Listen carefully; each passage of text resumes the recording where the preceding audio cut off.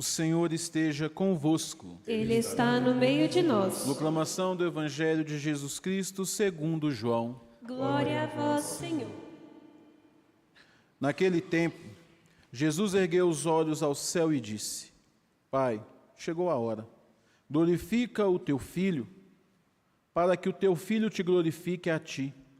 E porque lhe destes poder sobre todo o homem, ele dê a vida eterna a todos aqueles que lhe confiaste.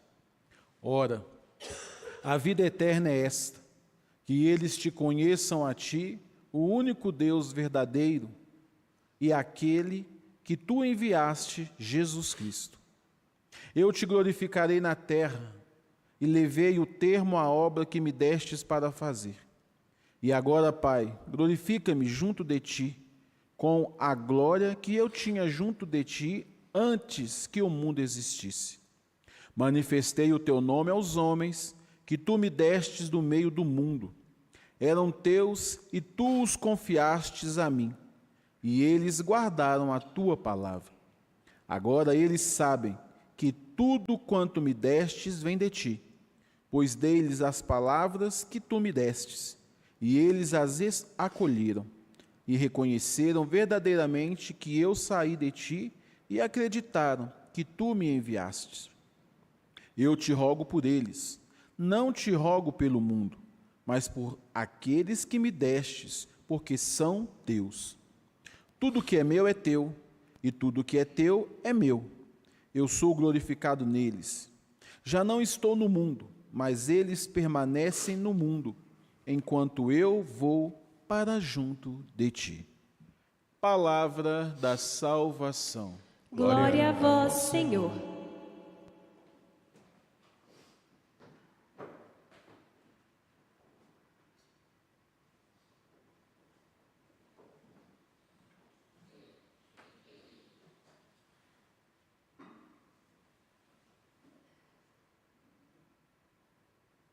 Ora, a vida eterna é esta: que eles te conheçam a ti, único Deus verdadeiro, e aquele que tu enviaste, Jesus Cristo. João capítulo 17, versículo 3. Ora, a vida eterna é esta: que eles te conheçam a ti, o único Deus verdadeiro, e aquele que tu enviaste, Jesus Cristo. A densidade do que aqui é tratado no versículo 3 apresenta a profundidade do que significa nós acolhermos a vida que, segundo o prólogo de João, era a luz dos homens e que veio aos homens e os homens não a acolheram. A vida aqui indicada como eterna é a capacidade, ou melhor, não é nossa capacidade, é a possibilidade de participarmos cotidianamente da vida, da convivência, do horizonte que o Senhor nosso Deus nos apresenta. Não há outro momento o qual possamos realmente viver a vida em Deus, somente agora. Não há outro instante o qual possamos perceber a grandeza do Senhor ao nosso lado, a não ser o agora. A vida eterna não é somente aquela que perdura após a nossa morte. A vida eterna é a participação do agir, do comprometimento, do amor que o Senhor nosso Deus tem para com todos agora. Conhecer, no sentido bíblico, é mais do que simplesmente ter a ideia de quem seja ou ver o seu rosto. Conhecer é participar de uma vida.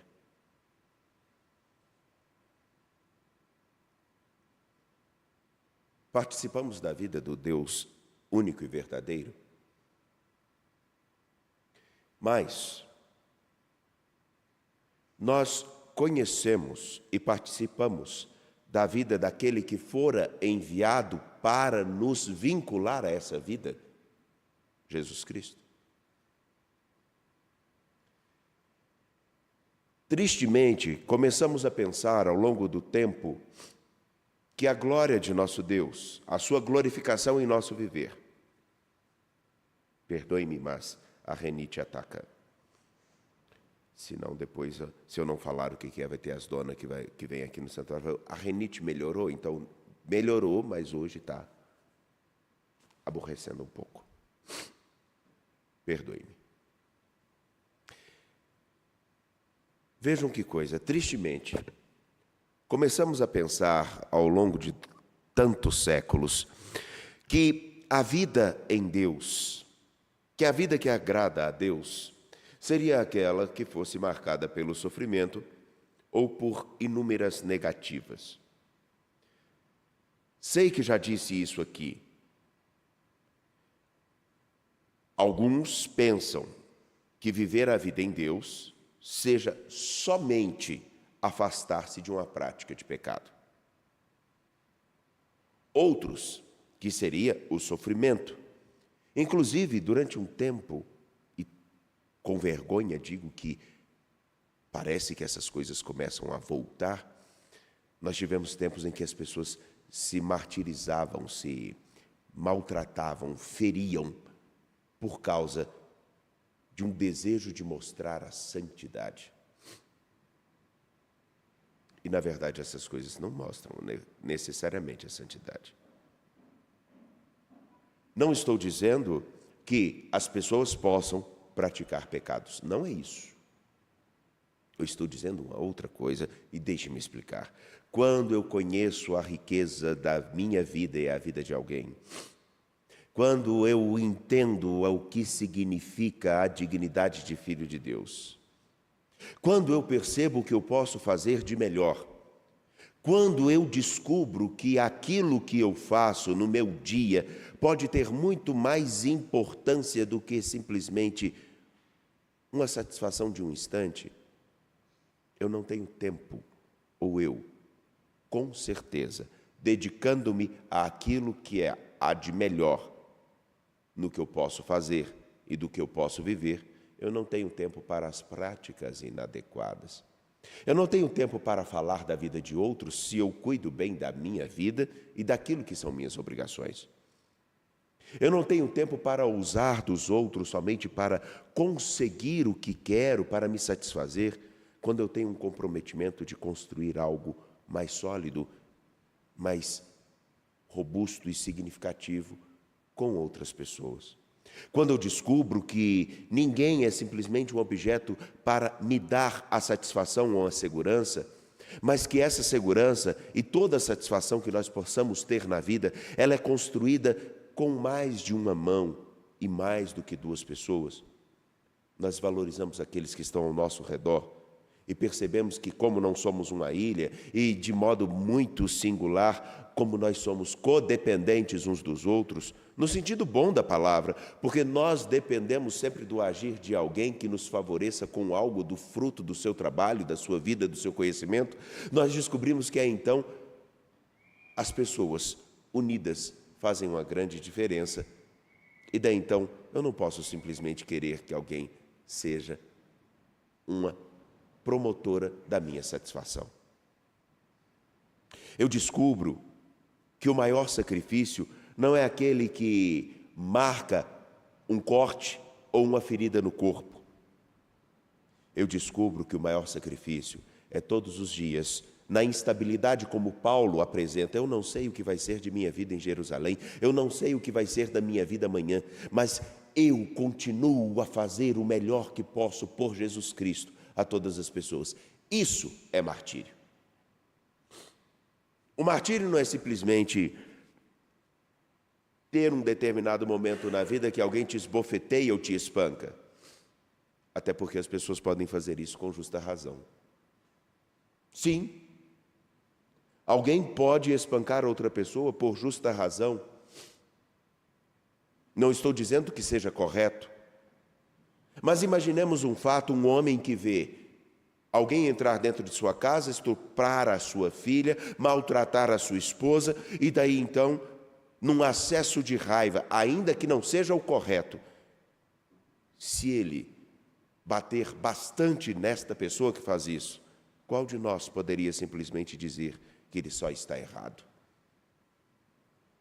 Não estou justificando a violência, não é isso. Eu estou querendo dizer que não é simplesmente o fato de sofrer ou simplesmente o fato de se machucar que caracteriza alguém que se dedica em viver com o conhecimento que o Senhor nosso Jesus Cristo nos apresentou. Eu estou dizendo que o martírio, a entrega que nosso Senhor Jesus Cristo faz por nós, não está somente sintetizada no ato da cruz, mas é toda a sua caminhada antes de sua crucifixão e a permanência conosco até hoje. É conhecer que conosco Ele constrói a história, e participar dessa história é participar da vida de Deus. Isso é participar da vida que é eterna e que poderá se desdobrar em imortalidade, caso nós tenhamos feito tudo o que é possível para que a vida de Deus em nós e através de nós signifique mais do que simplesmente falar, discorrer ou ainda praticar algumas coisas.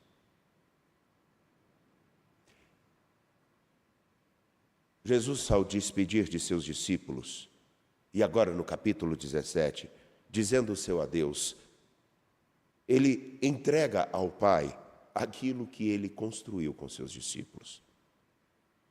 Ele entrega ao Pai o fruto de sua dedicação enquanto caminhou com eles. Os instruiu, demonstrou os sinais que são necessários para que eles sempre se lembrem que o melhor sabor é o sabor de estarem com aquele que ama, Jesus Cristo. Deu a eles a oportunidade de enxergarem a vida com mais profundidade, com mais seriedade, mais atenção do que somente aqueles que veem. É preciso enxergar, é preciso notar a vida, as pessoas. Ele, que é a luz dos homens e a luz do homem inteiro, ilumina os olhos dos discípulos para que, como o cego de nascença, eles não sejam aqueles que simplesmente repetem alguma coisa sobre Deus, mas ele apresenta a eles a riqueza do que significa dizer: eu creio realmente neste que me fez enxergar.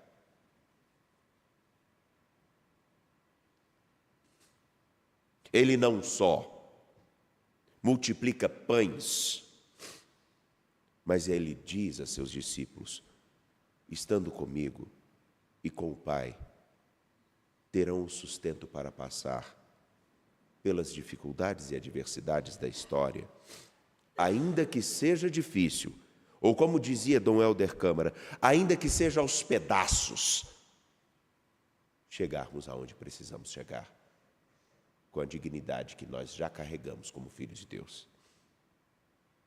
No ato da cruz, ele não simplesmente dá a sua vida com o peito que é aberto.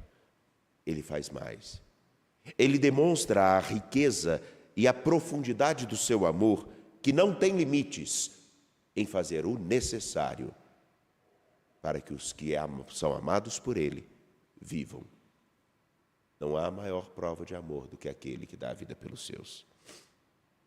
Ainda na ressurreição, quando aparece a Maria Madalena, não fala outra coisa senão dizer o nome de Maria para que ela reencontre o seu norte. Eu sou o seu norte. eu estou contigo. Diga aos meus que eu permaneço com eles. Mas a exemplo de Tomé, nós podemos inclusive nos afastar dessa vida e não reconhecer o Senhor que se coloca ao nosso meio. Somente quando entendemos que a vida eterna também implica na vida com aqueles com os quais nós convivemos e com os quais nós vamos continuar a conviver enquanto nós respirarmos, enquanto nós estivermos unidos, juntos, como igreja, independente das nossas mesquinhas convicções ideológicas ou nas nossas meras reflexões teológicas, mas estivermos com o núcleo duro, o fundamento que é Jesus Cristo, enquanto não estivermos assim, não conseguiremos reconhecer o Senhor, que diz a Tomé: você acreditou porque me viu?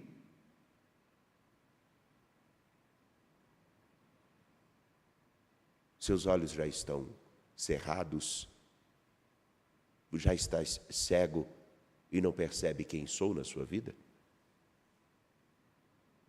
Qual o lugar que agora ocupo no seu coração?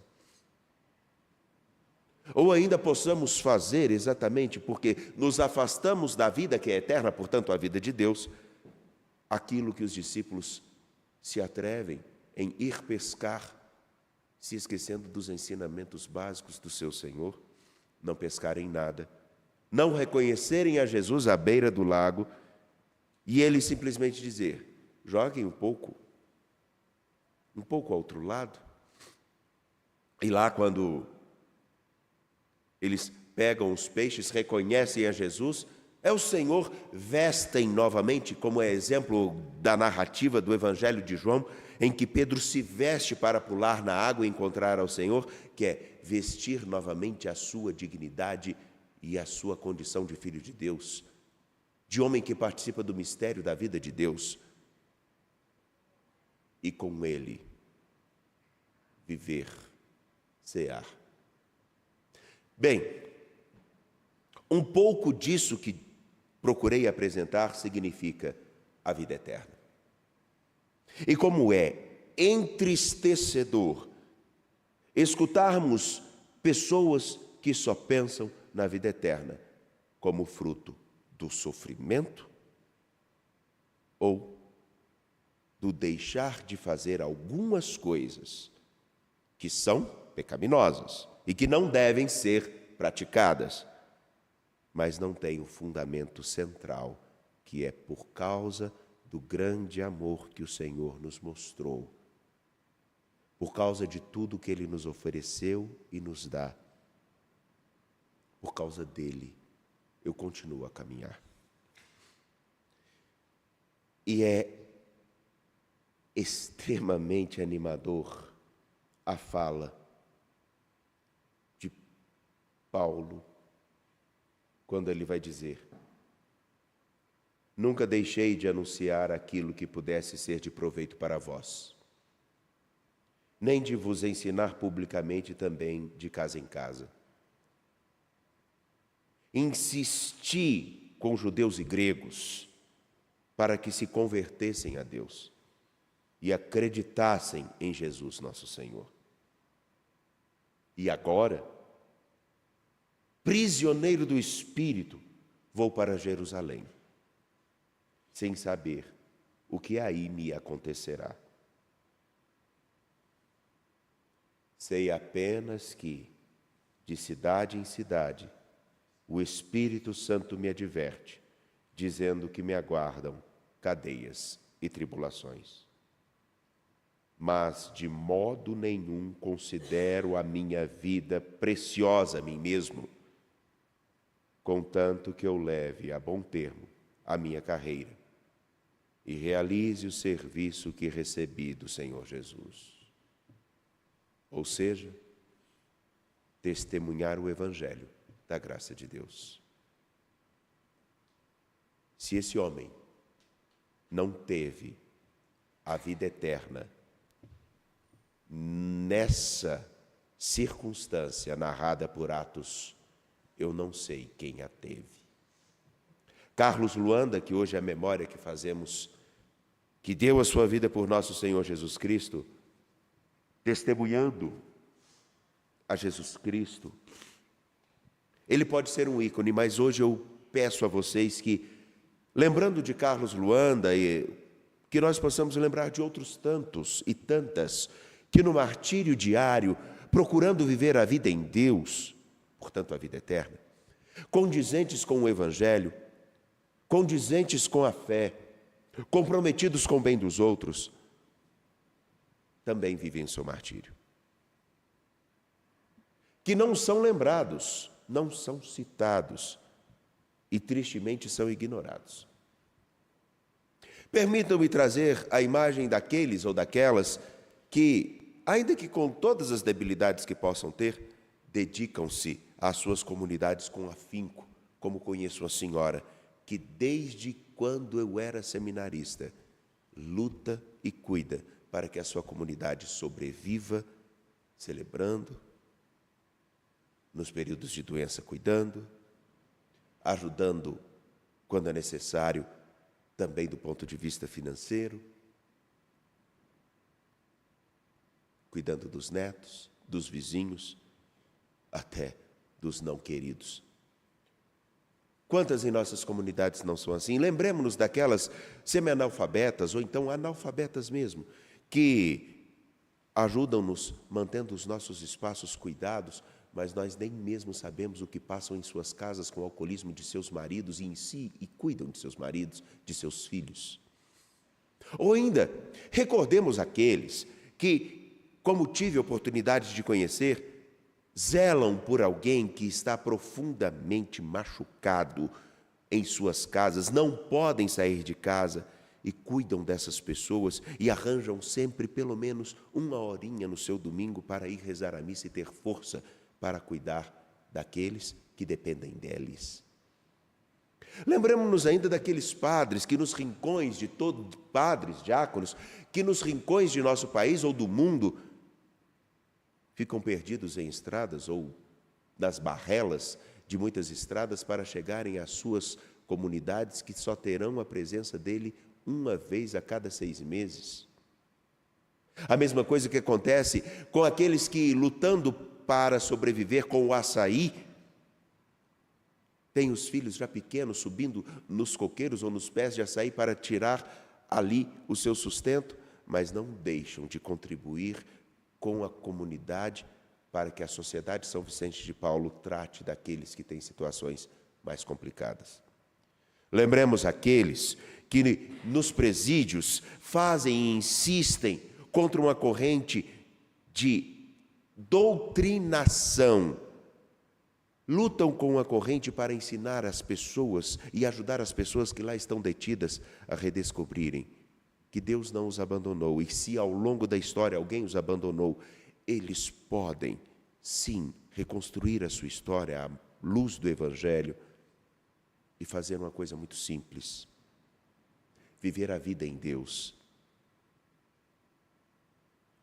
Saem e passam pelas circunstâncias de vistoria que é necessário ser feita, de revista, nos presídios, mas não se cansam de olhar para aqueles que estão presos e deles cuidar. Mas talvez nós pensemos assim, é que eu concluo, mas o padre só está falando das situações que são desafiadoras. Não pensemos somente nisso, não. Lembremos-nos, por exemplo, daquelas mães que têm um bom poder aquisitivo, das famílias que têm bom poder aquisitivo, mas veem seus filhos definhar na dependência química. E não podem, porque a dependência química só pode ser realmente tratada e eficaz quando a pessoa o quer. Aquele, o dependente químico. Ou então, relembremos das senhoras que, com seus cabelos muito bem armados, escondem a dor de uma solidão tão profunda, porque não tem uma única pessoa que realmente as considere mais do que os seus bens, e vivem uma solidão. Lembremos daqueles, e agora termino, que vivem à base dos seus medicamentos, como ansiolíticos e antidepressivos.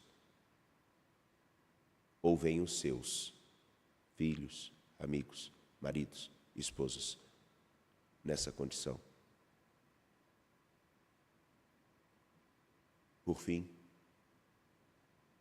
lembramos daqueles que vivem o martírio de ver uma pessoa perder a sua memória recente com Alzheimer e ainda assim todos os dias olhar para aquela pessoa e redescobrir nessa criança ou nesta pessoa que não se recorda mais de mim, está alguém que foi base para que eu permanecesse de pé hoje. Nessas ocasiões todas, vivemos a vida em Deus, a vida eterna. Por isso, me perdoe, quem espera a vida eterna após a sua morte, já está perdendo o seu tempo. Porque o que será eternizado é o que fazemos no presente como tormento na vida dos outros? Ou aquilo que significa conhecer a Deus, viver os seus mandamentos, viver a sua palavra, segundo o seu amor, comprometido uns com os outros? E conhecer a Jesus Cristo, que é a síntese máxima do que cada um de nós poderia ser, do que cada um de nós é chamado a ser. Isso é vida eterna, porque é já participar de uma vida que realmente tenha Deus como centro. E aí então podemos pensar na imortalidade, porque ninguém quer tornar imortal aquela martelada do dedo ou uma cólica de rins. Nós queremos e temos símbolo de eternidade aquilo que é bom, aprazível, enriquecedor. Isso só é possível quando estamos comprometidos com Deus e em Deus. Você está?